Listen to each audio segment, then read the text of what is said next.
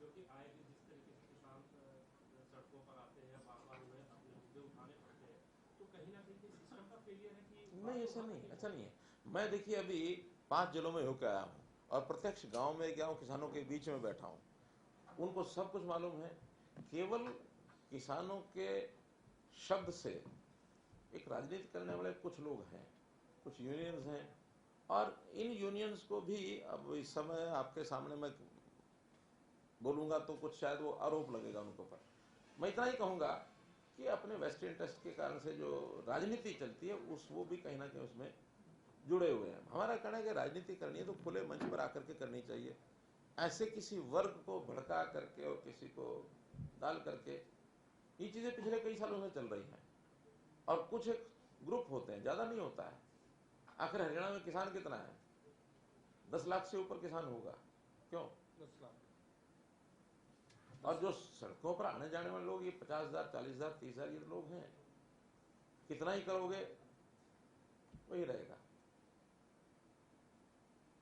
हर बात के ऊपर एक नई कंडीशन होती है। सीएम साहब, आपने कहा कि रामकरण काला का जो रेजिग्नेशन है वो उन्होंने अनाउंस कर दिया, आपके पास पहुंचा नहीं नहीं। दिया। तो क्या लग रहा है कि बीजेपी और जेजेपी गठबंधन है, जरूरी है या मजबूरी है? देखिए विषय वो नहीं है। विषय तो रामकरण काला का मैं समझता हूँ, जो कि सूरजमुखी सामान्यतः शाबाद विधानसभा क्षेत्र का एक बड़ा प्रोडक्ट है। दूसरी विधानसभाओं में आसपास के 4-5 विधानसभाओं में थोड़ा होता है। तो हो सकता है उनके ऊपर कोई ऐसा दबाव किसानों का रहा हो सकता है कि एक राजनीति तो है, दिखती है उसमें।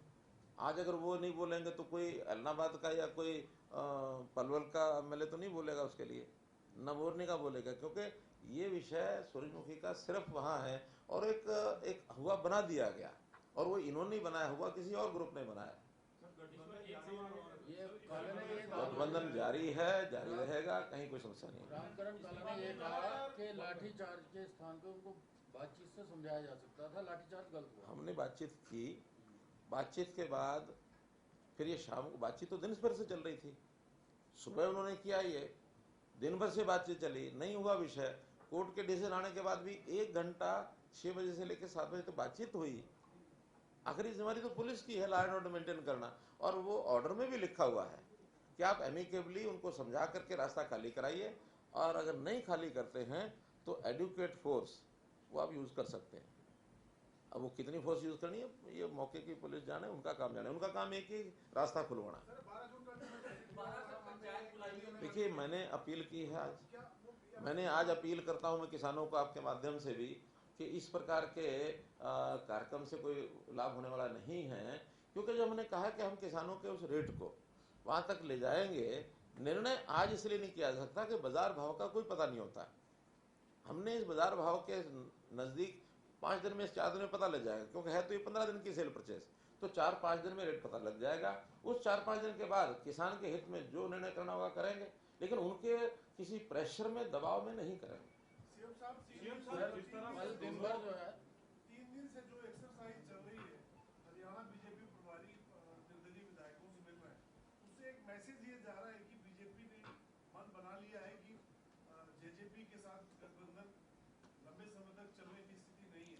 देखिए संगठन के काम अपनी जगह होते हैं, सरकार के काम अपनी जगह होते हैं। हम सरकार चल रही है, चला रहे हैं, कहीं कोई हमको समस्या नहीं है। संगठनात्मक चीजें, प्रभारी जो होते हैं वो संगठनात्मक बातों के लिए होते हैं, वो सरकार के लिए नहीं होते हैं। संगठन के निर्णय में उन्होंने क्या करना है, उनके सामने आगे चुनाव है, फिर उसके बाद दूसरा चुनाव है, उसको ध्यान में रख करके कुछ बातें उन्होंने सोची होंगी, विचार की होंगी, तो उसके बारे में कम से कम मैं तो अभी कमेंट नहीं कर सकता।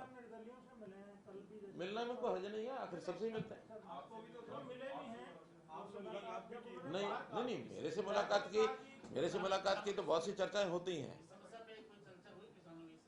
नहीं, किसानों के बारे में हुई चर्चा, ऐसा नहीं कि नहीं हुई। हमने उनको बताया सारा विषय, हरियाणा के बैकग्राउंड में किसानों का हम क्या क्या कर रहे हैं, ये सारी बातें आज आपको बताई हैं, ये सब बातें उनको कह रहे हैं बार-बार मीडिया के सामने कोई जरूरत नहीं सवाल पूछने पे कि गठबंधन टूट जाना चाहिए और भाजपा को इससे नुकसान हो रहा है। दिल्ली में भी ऐसी बात की गई, चौधरी वीरेंद्र ने भी कहा, सोमवीर सांगला ने भी कहा, गोपाल कांडा ने भी कहा।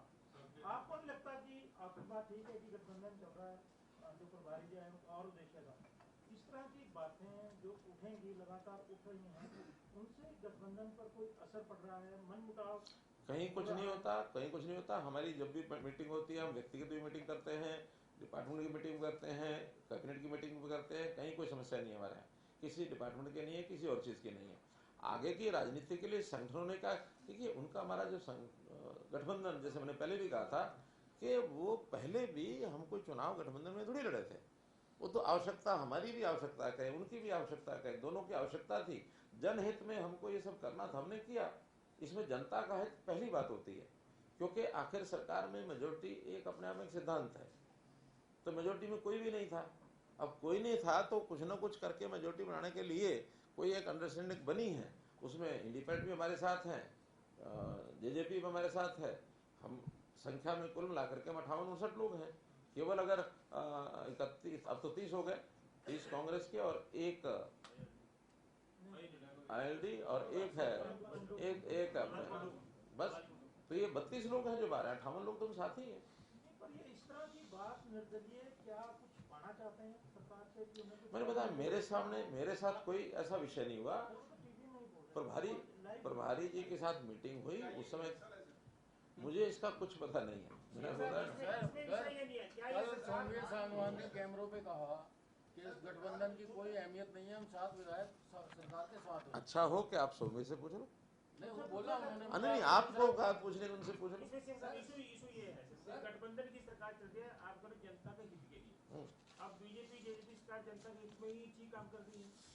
नहीं तो ये तो आगे की बातें चल रही है। आज की बात हो रही है, आज गठबंधन है, वो जनता के हित में ही का कहना है कि गठबंधन तोड़ते ही 25% एंटी इंकम्बेंसी सरकार खत्म हो जाएगी। अब अनुमान सबके अपने अपने, बातें सबके अपने। बहुत बहुत धन्यवाद, बहुत बहुत धन्यवाद।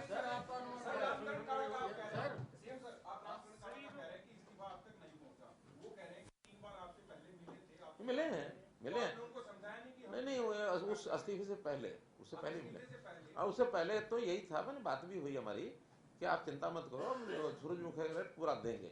लेकिन कई बार क्या होता है, प्रेशर में जैसे मैंने बताया कि नहीं जी जल्दी घोषणा करो, मैंने कहा देखिए मार्केट रेट की घोषणा नहीं की जा सकती, ये मार्केट जैसे जैसे आगे बढ़ेगा उसके हिसाब से हम निर्णय करेंगे। और पहले मैंने बताया बाजरा का जब हमने 450 रुपये दिया, उसके बाद बाजरे का रेट इतना ज्यादा हुआ कि हमारे 450 भी और प्लस होके मिले लोगों को, इसलिए वो तो बात कर। और आपने पोर्टल के माध्यम से सारा आपने बताते भी हैं कि इतना हमने रोक दिया। जब हरियाणा के सूरजमुखी उगाने वाले किसानों ने अपना डाटा दे दिया, उससे बाहर का कोई स्मगलिंग कैसे लेके आ सकता है? नहीं, देखिए उसमें हमारा कमी है, अभी उसमें कोशिश करेंगे इस साल। हाँ, इस साल हम उसको करेंगे पूरा। अभी 100% जमीन का रजिस्ट्रेशन नहीं है, गन्ने वाले नहीं करते, चारे वाले नहीं करते, जो चीज उनको मार्केट में नहीं बेचनी है उसका रजिस्ट्रेशन नहीं करते। अभी तक तो यही मानस है कि केवल उन्हीं फसलों का किया जाए जो मार्केट में बिकनी है एमएसपी के माध्यम से, ताकि वहां उसकी चेकिंग होती है। इस बार हमने विचार किया है, चाहे मार्केट में बिकनी हो या न बिकनी हो या इवन खाली भी हो, पूरा 80 लाख एकड़ का रजिस्ट्रेशन हम कराएंगे। जो किसान कर देंगे ठीक है, जो किसान नहीं करेंगे वो सरकारी मशीनरी लगा करके उसको कराएंगे। उसके बाद मैं बता रहा हूँ ना, अब जो किया है लोगों ने वो या तो खाली जमीन पर कर दिया या गेहूं वाली पर कर दिया, तो वो जो चेकर मेकर जैसा होता है उसका चेक नहीं था आपस में, अब उसका चेक हो जाएगा कि एक बार जब सिमाई की जो फसल होती है, संयोग ऐसा भी है कि सूरजमुखी अब ये न तो खरीफ में है न रबी में है, ये बीच में है, तो इसके लिए अलग से व्यवस्था करनी पड़ेगी। आरोप लगाया कि ये उनके विधानसभा क्षेत्र में ही हुआ, शाहबाद में ही हुआ, सीएम के सलाहकार इस तरीके के काम करवा रहे हैं कि नहीं गलत है। ये तो कारण क्या है, ना तो सीएम के सलाहकार को पता इस बात का, पुलिस ने आदेश मिला उनको कोर्ट का और उन्होंने अपनी कार्रवाई करनी थी, पुलिस नहीं करती तो पुलिस मरती। और फिर जनता के हित में जो निर्णय है कोर्ट नहीं दिया हो भले, पुलिस को तो उसकी कार्रवाई करनी थी। अगर ये कोर्ट ना भी देता तब भी किसी न किसी तरीके से रास्ता खुलवाना हमारा काम था। रास्ता नहीं, हाईवे नहीं बंद कर सकते।